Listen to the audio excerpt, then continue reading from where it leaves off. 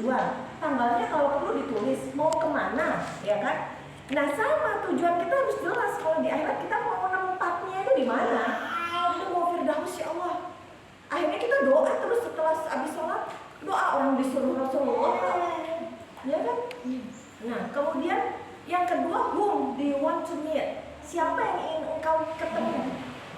Ya kan? Aku pengen banget. Di dunia ada nggak daftar-daftar? Kalian punya ketemu dokter Kamil, udah ya?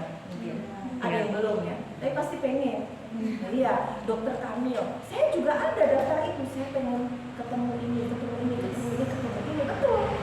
Ya. Nah, kalau di akhirat kita pengen ketemu siapa? Nabi Muhammad, tetanggaan. Jadi kita jadi ring satunya Rasulullah. Pengen ketemu Allah. Dan kalau sekali ketemu nggak mungkin kita pengen meninggalkan, pasti rindu. Jadi enaknya di Firdaus karena di atas sudah harus Allah, nggak perlu nunggu hari pasar untuk bertemu Allah, istilahnya begitu. Nah itu yang menjadi kita bisa visualisasikan untuk tujuan akhirat kita. Silakan tulis juga untuk tujuan dunia. Yang penting tujuan utamanya adalah kaitannya, saya mau menyiarkan ini tentang tahfidz, ya boleh ya, menjadi syiar tentang Islam, boleh. Baru yang selanjutnya wisata, baru yang selanjutnya pengen belajar kepada orang tersebut misalnya, gitu ya. Oke. Nah, tapi bervisi pendidik generasi Islam menjadi solusi untuk umat meraih ridho Allah, ya. Jadi kalau saatnya kita berpikir kemenangan Islam itu juga menjadi, ya Allah, saya harus punya role atau peran dalam kebangkitan Islam, dalam kemenangan Islam. Dan itu kita bisa mulai di markas Firdaus ini. Ini kita sudah menyiapkan generasi Islam yang mudanya saja sudah hafal Quran, nggak kayak kita, ya kan? Nah, butuh waktu lebih lama. Nah, mereka kalau sudah hafal Quran tinggal belajar ilmu-ilmu Al-Quran yang lain. Nah, itu bagaimana kita bisa mempunyai peran yang penting dalam menjadi pendidik dan yang mempersiapkan generasi Islam yang tangguh, yang nanti akan membawa kepada kemenangan Islam untuk yang selanjutnya, ya. Dan tentunya yang terakhir dan paling utama, bagaimana kita meraih ridho Allah Subhanahu wa Ta'ala.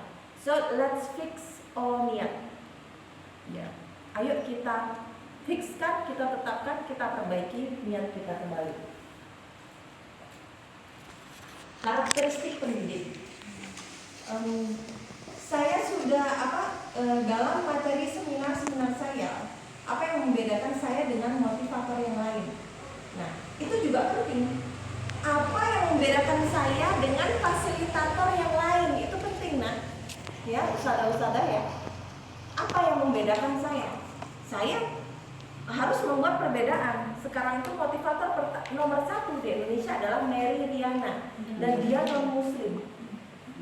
Saya kagum dong, harus dalam artian ini memang orang luar biasa, ya. Ajaran-ajarannya itu Islami, dalam artian humanis, walaupun itu sebenarnya ajaran kekristenan, ya, karena dia seorang Kristen yang taat. Nah itu saya tetapkan siapa yang akan saya ungguli di Indonesia. Saya tetapkan Mary Riana. Tapi tidak berhenti di situ. Kalau di dunia siapa? Ada Lisa Nichols. Saya pengen ada motivator dunia, dia pakai jilbab. Dan audiensnya bukan cuma orang Indonesia, tapi seluruh Indonesia. Karena saya lihat di dunia motivasi itu akan lebih luas. Kalau yang ustadzah insya Allah udah banyak ya ustadzah. Nah maksudnya saya mau ambil di jalur seminar motivasi itu, dan motivator perempuan masih sedikit.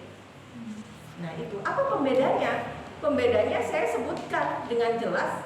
Seminar-seminar motivasi dan training yang saya lakukan itu adalah seminar dan training berbasis tauhid. Tapi saya nggak nyebutkan Islam loh.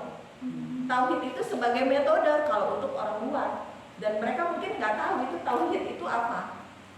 Jadi itu adalah spesifik tauhid yang mana saya akan hadirkan Allah di dalamnya, hadirkan God di dalamnya.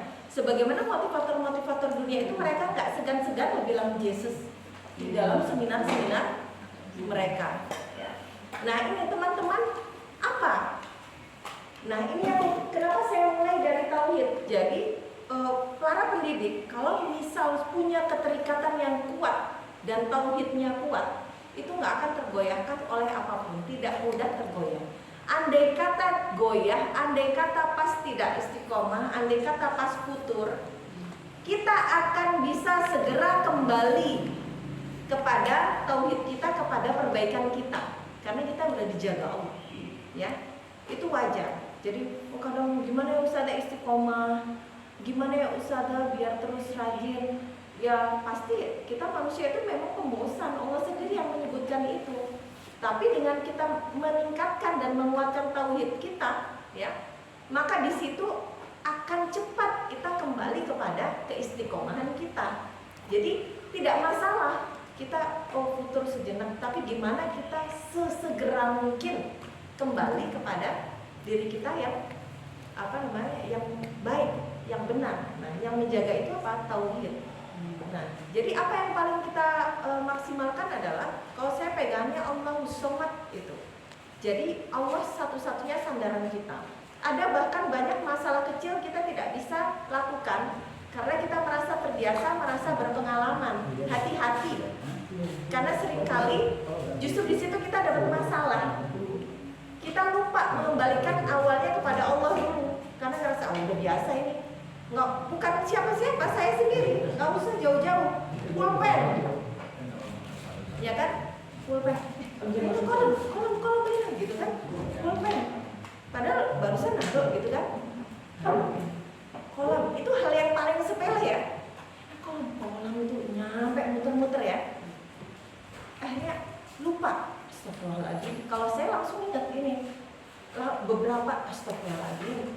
And then emangnya bahkan nyari pulpen aja kamu itu nggak bisa loh gitu ya. Astagfirullahaladzim. Ya Allah, mana ya Allah gitu, minta tolong sama Allah. Dan Rasulullah itu sudah menegaskan dalam hadisnya, mintalah pertolongan kepada Allah walaupun dalam keadaan sandalmu putus. Bukan ke tukang sepatu dulu, tukang sandal dulu. Jadi minta tolong dulu sama Allah. Nah itu kita harus membiasakan, ya. Kalau lupa itu biar cepat ingat, karena kita udah terbiasa kayak tadi. Astagfirullahaladzim, saking sepelenya pulpen ya. Astagfirullahaladzim, ya Allah, ya Allah, Saiti, ya Allah lah, itu baru ketemu, ya. Nah jadi itu penting, bagaimana kita mengaitkan diri kita kepada Allah walaupun dalam hal yang sepele. Dan Rasulullah sudah mengatakan walaupun sendalmu putus, minta tolong dulu kepada Allah. Itu kenapa doa yang saya senang banget, ya Hayyu ya Qayyum birahmatika astaghits aslih li sya'ni kullahu wa la takilni ila nafsi tarfata ain. Jangan tinggalkan aku dengan masalahku, ya kan? Jangan bebankan aku walaupun cuma sekejap mata. Itu kita sebenarnya tidak sanggup. Kalau teman-teman sudah bisa menguasai hal ini, tauhid ini, sebenarnya yang lain-lainnya sudah beres. Jadi saya katakan kalau kita sudah menguasai hal pertama ini, nanti biarkan Allah yang menunjuki. Tetapi kita perlu juga ilmu-ilmu skill, ya, untuk mempercepat ke sana dan untuk menunjukkan kepada Allah kita ini mau berubah.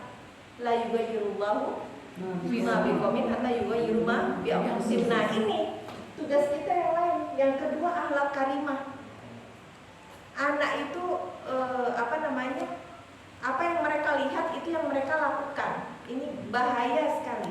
Jadi jangan sampai kita menunjukkan, memperdengarkan hal-hal yang tidak semestinya untuk anak-anak, ya. Nah, jadi akhlak karimah itu segala macam, bahkan perkataan.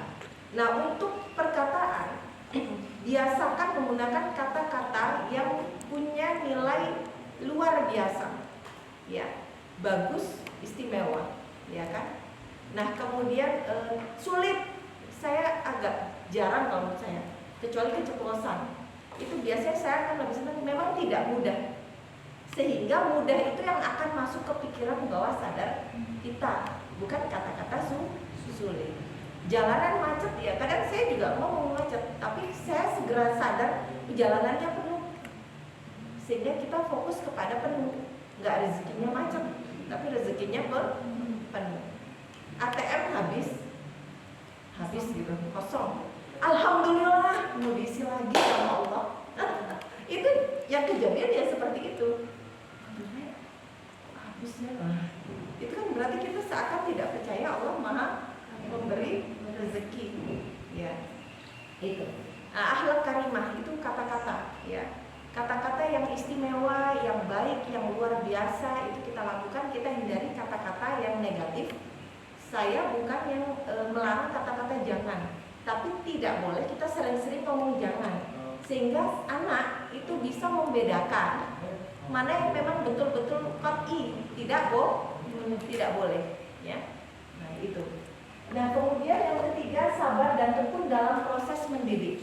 Sabar dan tekun itu sangat penting, bahkan mengalahkan orang yang pandai, orang yang pintar, orang yang memiliki kecerdasan, IQ ya, intelijensi di atas rata-rata, yaitu kesabaran dan ketekunan. Kita belajar dari siapa? Ada yang tahu? Siapa yang menulis kitab Bulughul Maram?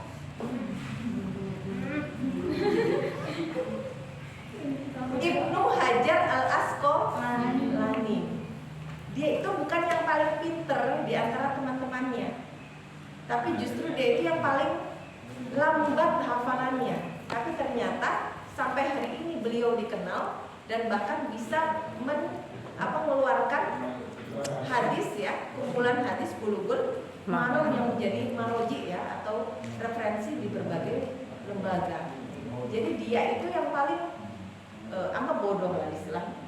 Terus dia kemudian suatu hari keluar, saking dia itu kok nggak hafal-hafal. Akhirnya di depan suatu air terjun ya. Air terjun, ada batu di samping air terjun itu ya, yang kena tetesan, satu tetesan air ya. Itu kisahnya Ibnu Hajar Al-Asqalani. Kan seringkali kita mendengar anonim ya. Itu ternyata kisahnya Ibnu Hajar Al-Asqalani, yang kemudian dia melihat bahwasanya batu sekeras itu dikenai oleh tetesan air satu bertahun-tahun, akhirnya bolong juga. Yaelah, anak nggak sekeras batu kali gitu kan, dia berpikir gitu. Otak saya pasti lebih encer daripada batu. Di situ dia semangat. Jadi temennya hafal 5 kali sudah hafal, dia harus 20 kali hafal, baca hafal. Bagusnya ternyata apa yang disebut tadi oleh Ustazah Ida itu akhirnya masuk kepada Anda kiro, Anda Hilya, kemudian malah masuk ke umpul batin karena dia membaca lebih banyak. Itu akhirnya memang dia paling lambat menghafal, tapi karena dia tekun, dia sabar, akhirnya justru dia berhasil dan bahkan punya hafalan yang sangat kuat. Nah, ini sama dengan hal ini, baik diri kita ya atau anak-anak, maka kita harus sabar dan tekun dulu. Yang kedua, kita ajarkan anak-anak kita untuk sabar dan tekun. Gimana caranya? Kita dulu yang mencontohkan. Oke. Nah, kemudian yang selanjutnya adalah fokus goal dan solusi. Fokus kita apa? Goal. Ya, goalnya apa? Tujuannya apa? Oh, misalnya dalam satu semester ya. Nah, kita akan menghafal berapa juz misalnya, atau berapa surat ya? Juz 30 anggap ya. Juz 30 dalam satu semester. Kita fokus di goal itu. Doa, ya ucapan. Nah, insya Allah semester ini kita hafal juz 30, itu diperdengarkan terus. Kita doakan terus. Kalau perlu, itu kan anaknya nggak banyak.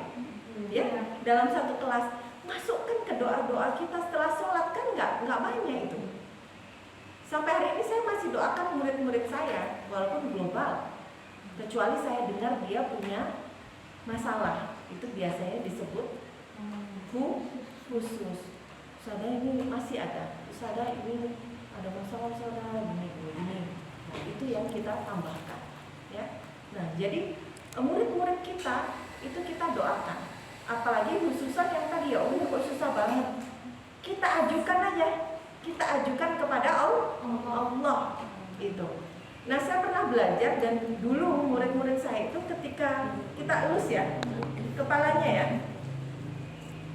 disolawati, kemudian Saya baca ya Ali ya Hakim, ya Ali ya Hakim itu katanya, saya pernah baca di suatu buku, itu akan meningkatkan kecerdasan mereka. Nah itu saya ingat-ingat, jadi saya sholawati ya Ali ya Hakim itu doanya. Dan solusi. Nah misalkan kita punya, ini nanti akan detail di manajemen kelas ya.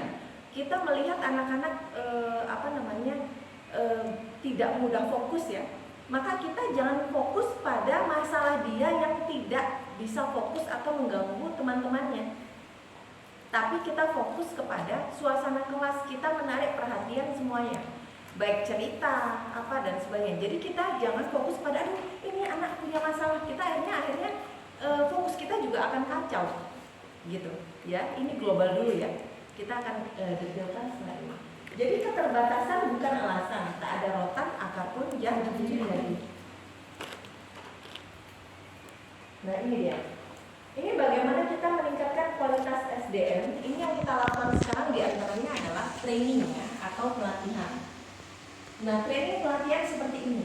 Ini spesifik bagaimana kita menjalani tugas sebagai pendidik dan fasilitator di markas Tahfidz Al-Firdaus ya. Nah kemudian pendidikan itu ada nggak training yang lain? Ada.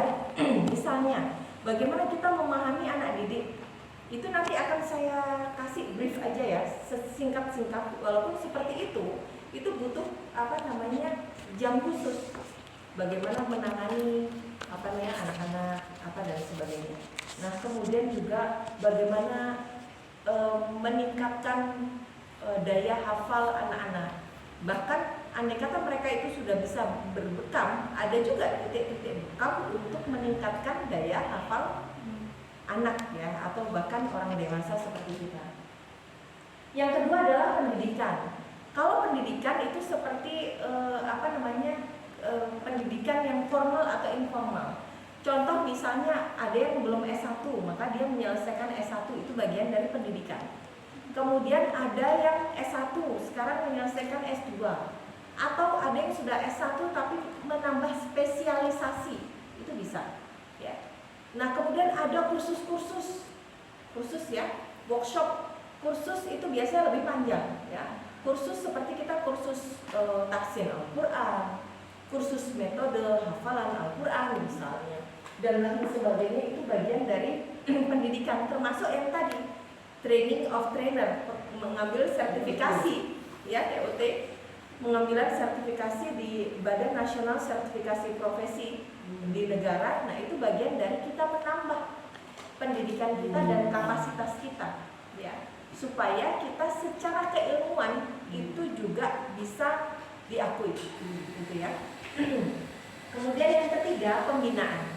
Nah kalau pembinaan bisa di sini juga ada pendidik yang senior, tentu membina adik-adiknya juga ya.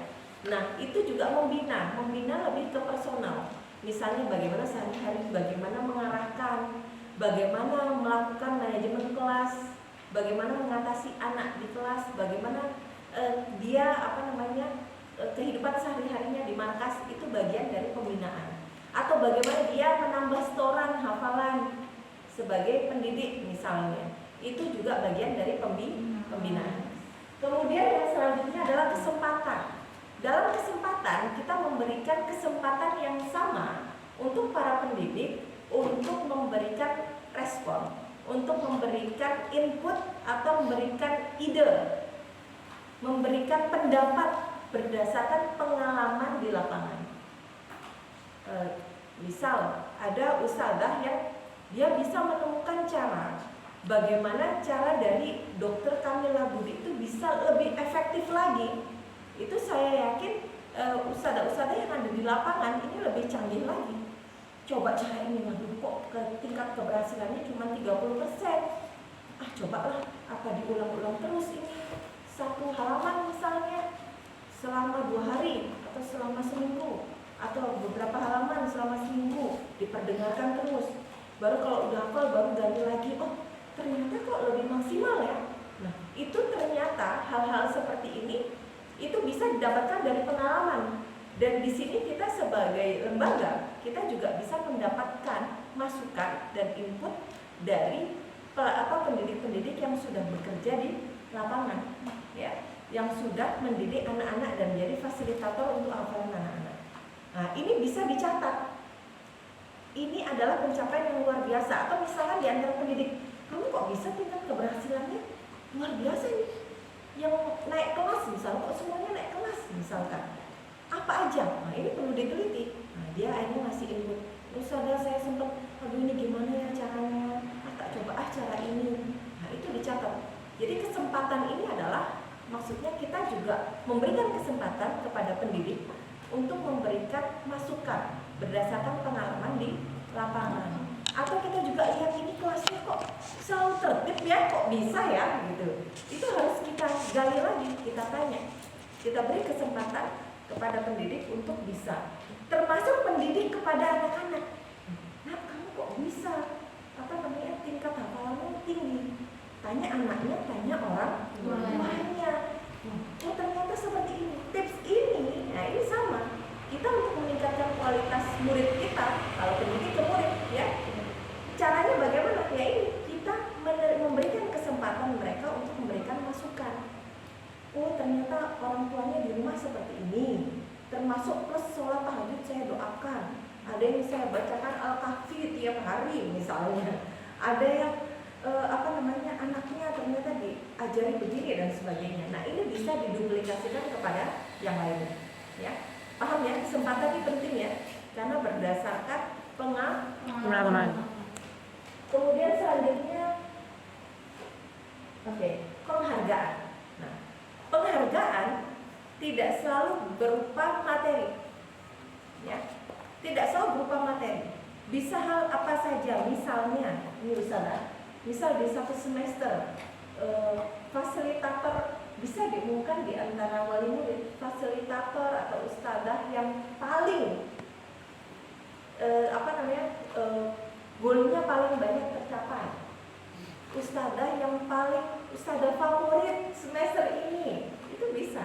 Itu penghargaan non materi, tetapi itu penting sekali. Dan itu akan memacu dan memicu, termasuk untuk anak-anak, ya.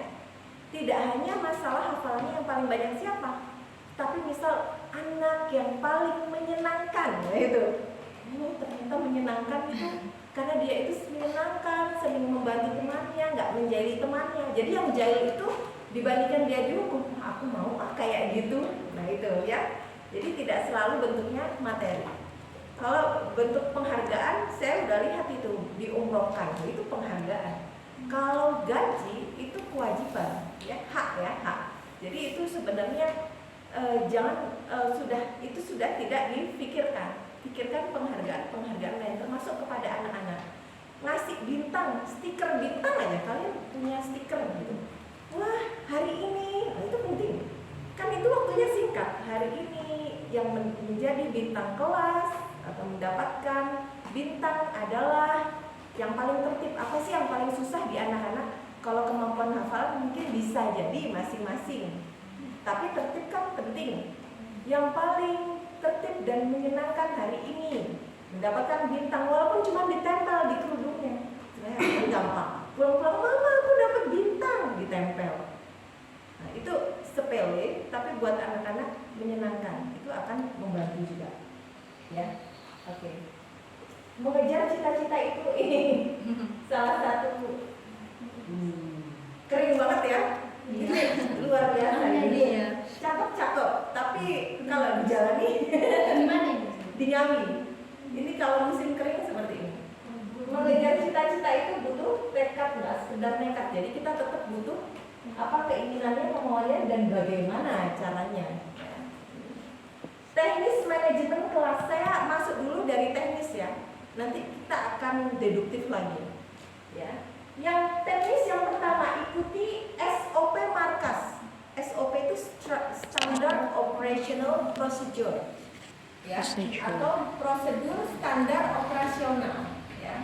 Nah, jadi prosedur operasional standar atau POS. Ya.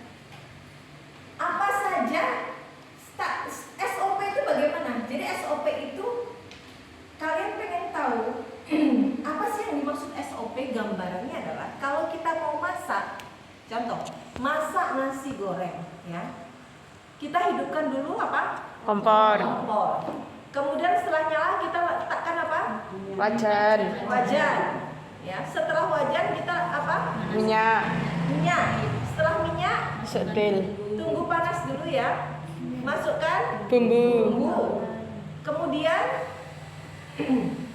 di Oseng. oseng-oseng, ya. Kemudian setelah dioseng-oseng, Masukkan nasinya. masukkan nasi, tunggu sampai Harum. harum, ya, harum dan juga sampai lumayan tanek, Iya. ya. Kemudian baru masukkan Nasi. nasinya. Atau kalau ada sayur-sayurnya, sayurnya dulu ya. Ya. Sayurnya dulu. Sampai sayurnya udah mulai layu, baru masukkan Nasi. nasi. Baru di Oseng lagi. aduk lagi ya sampai nyampur. Pertanyaannya, misalkan si sayur tadi belakangan setelah nasi, kira-kira enak nggak? Enggak. Enggak. Kurang Dia matang. nggak matang. Misalnya si bumbu tadi baru dimasukkan, padahal minyaknya belum panas, kira-kira enak nggak? Enggak. Pasti rasanya nasinya Iya. berminyak, ya. Kemudian misalnya dia itu belum matang banget, itu nggak enak. Jadi rasa bawang putihnya tuh terlalu tajam, ya. Jadi kayak rasanya agak muntah gitu. Jadi dia bumbunya harus Mateng. Yang namanya SOP itu seperti itu. Satu, jangan ditinggalkan urutan-urutannya. Yang kedua, jangan dilewatkan proses-prosesnya. Itu kenapa? Jadi, misal bumbunya pun sama, ditambah garam. Garamnya misalnya kalau satu porsi nasi, misalnya nambah garamnya 1 sendok aja, ya kan? Nah itu kalau memang 1 sendok ya 1 sendok, gitu ya Ustazah ya. Kalau itu udah jadi, misalkan kalian mau tambahi bawang goreng, silahkan. Paham ya? Ya. Tambahi apa lagi? Telur dadar, ya utuh, silahkan. Tetapi proses dari kita bikin nasi, ya sampai nasi goreng itu jadi, jangan dilewatkan urutan-urutannya. Yang kedua, jangan dilewatkan prosesnya. Proses yang seperti apa? Tunggu sampai panas. Nanti sampai bumbunya udah mateng, udah tanek ya, baru dimasukkan sayur-sayurannya. Sayurannya sampai layu. Sabar, ada sabar dulu juga. Baru masukkan nasinya. Karena beda proses, nanti beda hasil. Itu kenapa kita harus ketat juga dalam mengikuti SOP markas. Paham ya? Paham. Nah itu masalah nanti kita pengen kreatif, pengen inovatif, pengen kreatif. Itu nanti setelah ya itu tadi kalian mau ngasih bawang goreng semakin sedap, ngasih telur dadar di atasnya, tambah apa? Boleh, tambah tomat, ya. Terus irisan tomat di atasnya, itu boleh. Itu kreativitas menjadikan lebih sedap, lebih enak dan sebagainya. Tetapi proses yang pokok tadi jangan dihilangkan prosesnya, dan juga jangan dihilangkan urutan-urutannya atau dibolak-balik. Kalian udah ikuti semuanya dari awal sampai akhir urutannya. Ternyata kompornya belum dinyalakan. Ya, ya udah ya enggak? Ini urutan loh, belum proses ya. Urutannya ini. Ya kan? Karena masalah proses itu biasanya ada di bawah ya, NB. Jangan masukkan ini, ya kan? Nah itu ternyata kompornya belum dinyalain. Ya Allah ya Rob, gimana itu bentuknya? Ya, atau nggak pakai minyak, gosong, ya. Nah itu penting ya, paham ya SOP ya. Jadi urutannya diikuti seketat mungkin, nggak apa-apa. Contoh, tidak boleh bawa HP, jelas itu nggak boleh. Jadwal masuk jam berapa? Jadwal minum jam berapa? Jadwal pipis jam berapa? Ya itu diikutin. Ya, notok di kelas nggak boleh ngobrol di kelas. Mengingatkan anak-anak atau murid yang ngobrol. Karena kalau itu tidak sesuai, ya, maka akan terjadi pelambatan proses. Maka akan terjadi hal-hal yang goalnya tidak tercapai hari itu, ya. Nah itu. Terus SOP apapun yang detail, misalnya, harusnya mendengarkan dulu dokter Kamil, misal awal-awal ya mendengarkan. Nah itu harus diikuti prosesnya.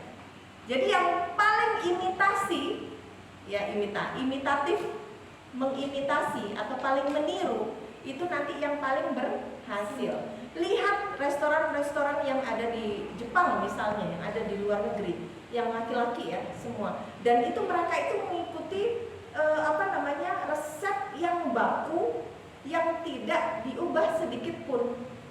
Saya pernah ketemu koki, dia punya restoran yang besar ya. Itu ternyata dia sampai ladanya dia timbang cuma 1/4 gram. Itu harus 1/4 gram. Oh pantesan gitu. Ini harus 1/4 gram. Ya, gitu.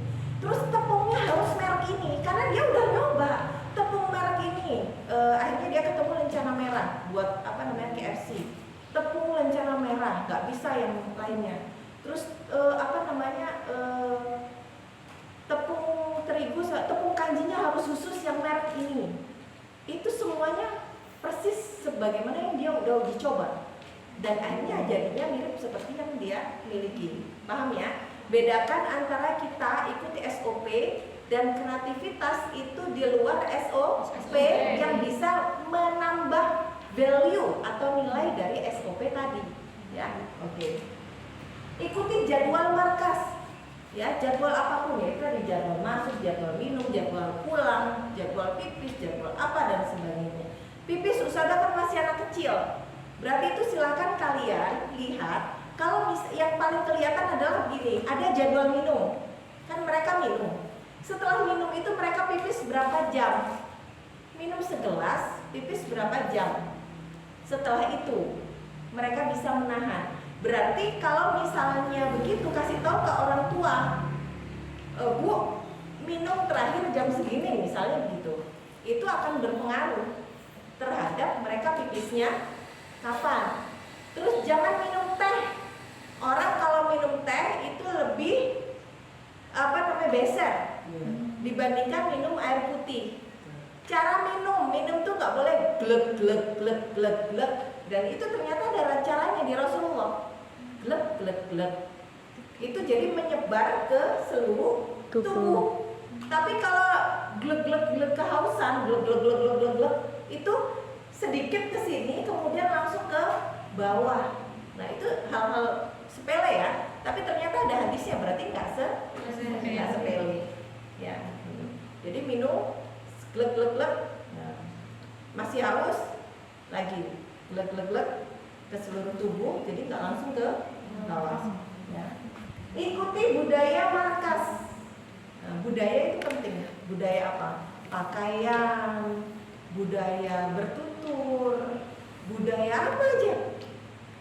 Ya, budaya itu hal-hal kultur ya, yang biasa dilakukan di markas, ya, yang itu menjadi kekhasan, menyambut anak-anak misalnya dan sebagainya. Ya, oke. Nah ini udah paham ya, ini hal-hal yang sangat teknis sebenarnya. Nah, powerful class management ini saya perluas sedikit. Yang pertama adalah jiwa dan raga guru harus hadir di kelas.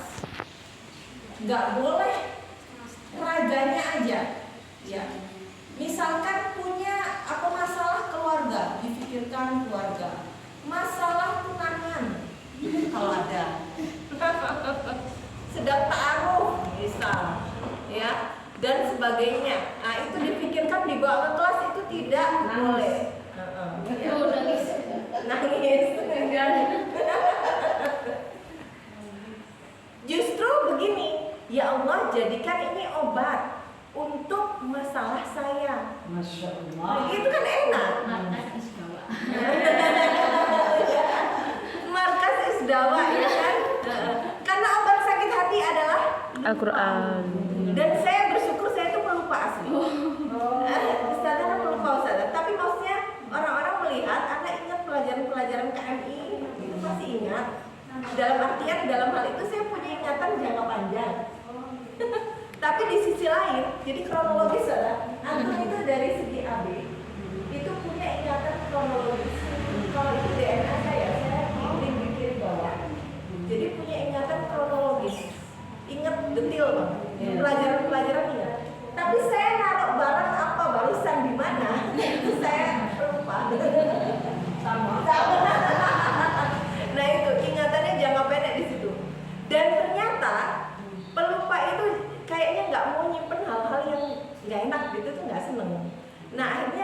Kadang kan kita sebel juga ya sama temen.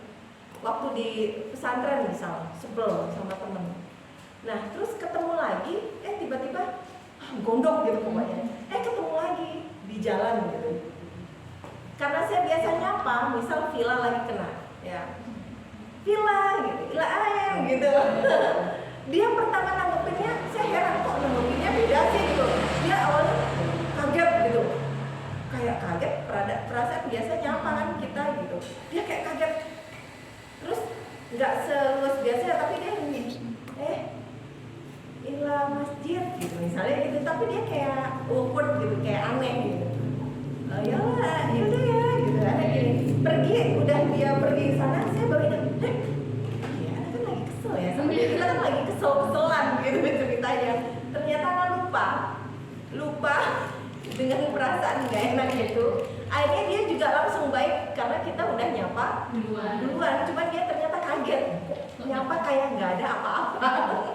Nah itu, jadi ternyata lupa itu ada manfaatnya, ya. Nah termasuk tadi yang menyembuhkan sakit hati adalah lupa. Jadi lupa itu gunakan untuk hal-hal yang tidak Enak. Buang aja. Terus dilupakan.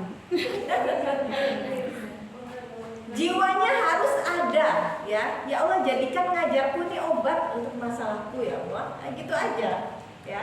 Akhirnya benar, akhirnya jadi obat. Jadi bukan sekedar melupakan masalahku, tapi jadi obat. Oke.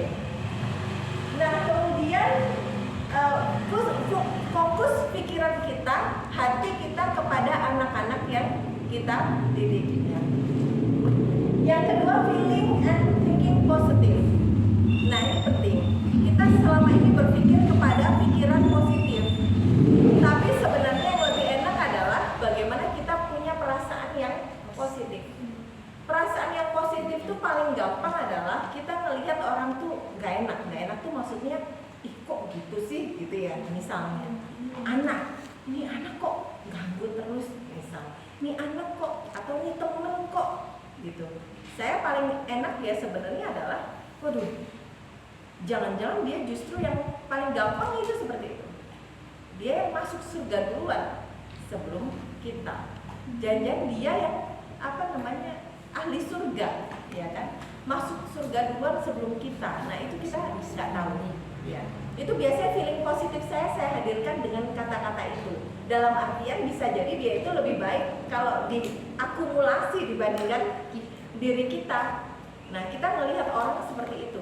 Kebetulan kita melihat aibnya, atau kita ingat aibku juga lebih banyak loh, ya. Kan kita yang paling tahu diri kita.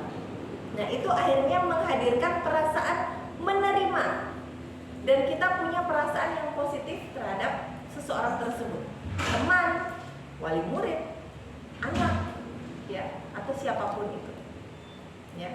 Nah itu kita lihat anak-anak itu, ini jangan-jangan dulu ada anak nakal, ternyata besarnya menjadi imam Masjidil Haram, gara-gara ibunya saking nakalnya, ya Allah tak sumpahin kamu jadi imam Masjidil Haram, saking marahnya.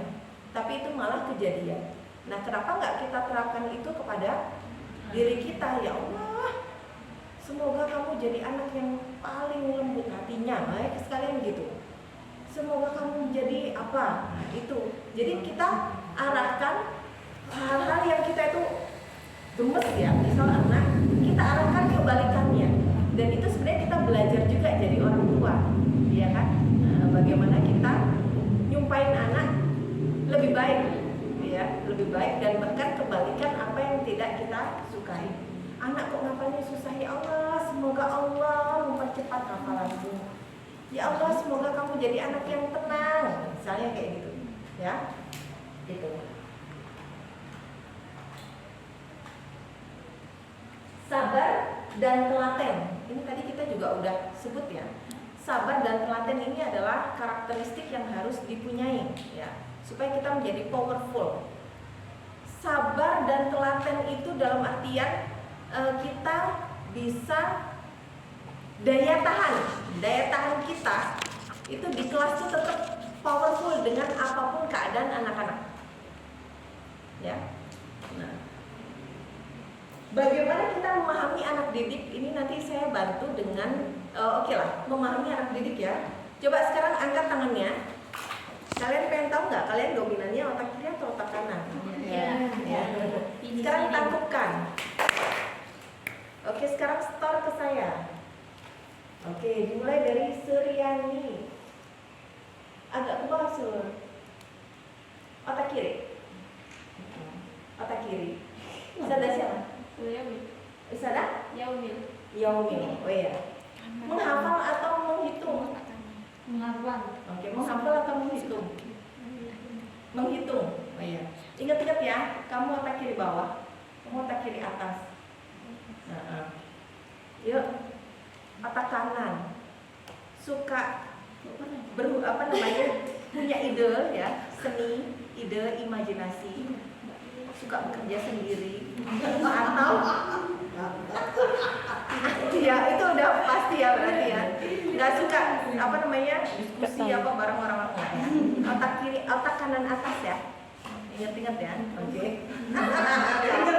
Kamu Otak kanan. Mbak Lina, dia tangan Mariam, kamu suka bekerja sendiri atau suka organize orang? Sendiri lebih suka dari Bareng-bareng ya, otak kanan atas ya. Otak kiri, cocok sudah jadi asisten. Mau hitung atau mau hafal? Oke, otak kanan bawah, otak kiri bawah, otak kiri bawah. Sada siapa Sada? Oh Priyani, Sada Sania. Sada siapa Sada? Lila. Iya Lila. Otak kanan. Kamu mendingan kerja sendiri atau organize something? Maksudnya diskusi. Lebih diskusi dibandingkan kerja sendiri, lebih diskusi. Iya. Diskusi, gerakan orang. Oh iya, kamu otak kanan bawah. Ya, otak kanan bawah. Itu beda misalnya. Otak kanan ada. Iya, beda banget ya. Sama-sama otak kanan. Iya, tapi sama. berbeda. Nggak bisa. Ya coba. Listen, bos dari Usada Dita. Villa. Usada Villa ya. Usada Villa otak kiri. Kiri. Ya. Kamu mendingan menghafal atau menghitung? Iya, otak kiri bawah ya. Usada Dita. Usada Dita otak kiri. Menghafal atau menghitung? Menghitung otak kiri atas. Ya. Oke. Otak kanan. Suka kerja sendiri, imajinasi atau berdiskusi, organize orang. Berdiskusi Ustazah. Otak kanan bawah. Ya. Ingat-ingat ya. Iya. Saya bos. Iya. Otak kanan Ustazah. Ini udah kelihatan, dia itu otak kanan bawah. Diskusi, organize, memimpin. Beliau ada natural. Betul tidak? Terus kalau seni sebenarnya enggak. Maksudnya yang seni yang iya kan? Iya, enggak suka. Lebih ke Tapi niru bisa. niru ya karena dari AB-nya. Oke ya. Saya enggak ada ini papan tulis. Tapi Saya kanan atas atau bawah? kanan bawah Ustaz. Bawah berarti bawah. Karena kan Apa saja? Nggak apa-apa. Papan tulis. Otak kanan bawah. Ini asisten ini. Otak kanan bawah. Siapa namanya? Gini ya Mariam, kamu tangan gini ya. Gini. Terus gini. ini Nah, terus gini kan. kiri. Otak kiri dia. Kiri apa? Kiri. Kamu suka menghitung atau menghafal nak? Dua-duanya. Lebih Dua-duanya. banyak itu. Kanan Nah, atas. yang lain. Atas bawah. Apa namanya? Apa ya? Suka bahasa? Maksudnya dia suka belajar bahasa nggak misalnya? Ya cepat sih. Dari Suka refleksnya belajar tangan bahasa. itu gini ya. Dia otak kiri bawah. Dari refleksnya tangan itu gini. Iya, enak. Lah, dari lagi. Coba sekarang dibalik yang tadi enak nggak? Nggak enak. Nggak enak.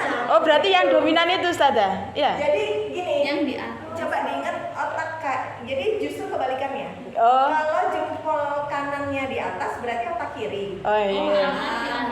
Jempol kanan di atas berarti otak kiri. Ah. Itu udah bang. Di bawah ya. kanan. Ya betul berarti. Kalau balik ya kan nggak enak. Enggak, gini dibalik semuanya. Itu gini dibalik semuanya nggak enak. Nggak enak. Iya. Iya. Jadi refleksnya kita gini tadi. Oh. Refleksnya kita. Nah, terus penting untuk polisi jika kalian jadi buronan Oh. atau kalian jadi polisi ngejar buronan. Nah, sebelumnya dilihat, oh ini otak kiri, dia akan cenderung belok kiri. Kalau dia otak kanan dia cenderung belok Kanan. Misal ada 2 jalan, lari, kan dikejar. Kemana nih? Itu yang otak kiri biasanya ke arah kiri, yang otak kanan biasanya ke arah kanan. Kayak gitu. Itu udah refleks. Nah, yang barusan kita tanyakan itu baru berdasarkan DNA, itu aslinya kita, itu yang barusan. Aku kira Nah, aslinya kita itu. Apa? tak kira Kalau golongan darah, yang barusan itu aslinya kita ya. Nggih. Jadi bisa jadi bahkan berbeda dari seluruh keluarga kita itu bisa. Misal bukan yang tadi. Misal keluarganya otak kanan semua dan kita otak kiri sendiri itu mungkin. Karena itu Allah suka-sukanya dia ngasih kita apa gitu dominasinya. Gitu ya. Nah, yang tadi itu DNA pribadimu. Tapi itu kalau belajar Stephen, dia akan fokus kepada DNA pribadinya aja. Padahal tadi itu otak kiri, otak kanan itu bisa diwakili dengan golongan darah kita secara hereditas atau keturunan. Warisan, hereditas artinya warisan. Maksudnya secara keturunan, ya. Nah, secara keturunan itu dilihat dari golongan darah karena tidak mungkin kita berbeda kecuali O. Oh, biasanya orang tuanya ada yang orang tua saya itu BB, saya keluarnya O. Itu mungkin. Tidak selalu BB bisa keluar O. Tidak selalu AB sama B bisa keluar A, bisa. Nah, kayak gitu. Bisa. Jadi pasti ada keterikatan kecuali O bisa keluar dari golongan darah yang sama. Gitu. Nah, hereditas atau ini.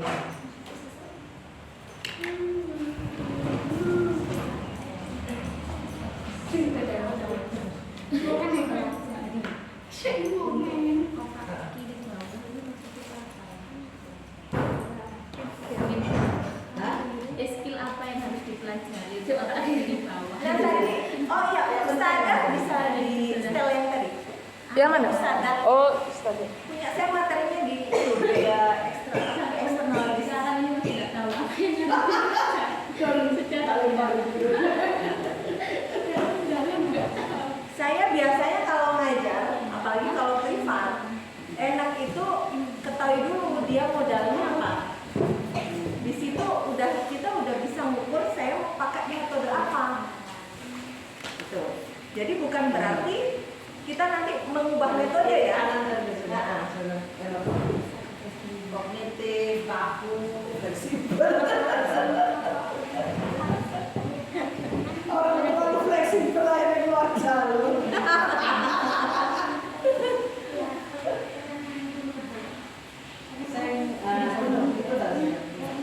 Iya. Nah, ini masih global sekali. Ini otak ya. Nah, itu sebenarnya otak kiri atas, otak kanan atas aja sebenarnya itu. Bawah belum. Walaupun ada unsur yang kiri ada yang global ya. Ini kiri. Kiri atas atau kadang disebut kiri. Tapi ada juga yang menyebut kiri bawah itu limbik kiri.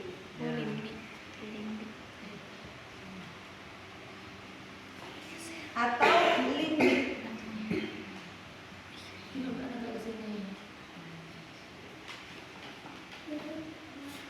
Nah, di sini ada kanan, atas.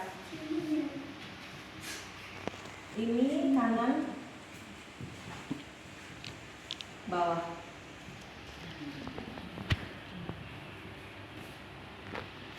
Atau limbik kanan.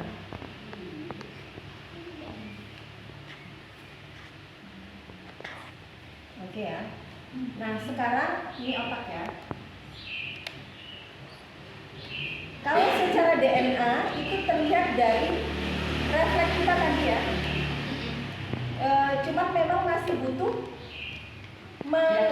diagnosa lagi. Tapi biasanya saya pakai kata-kata tadi, menghitung, menghafal. Saya dulu juga senang menghitung, menghafal juga suka. Tapi karena itu hitung itu juga bagian dari otak kiri, itu bagian dasar.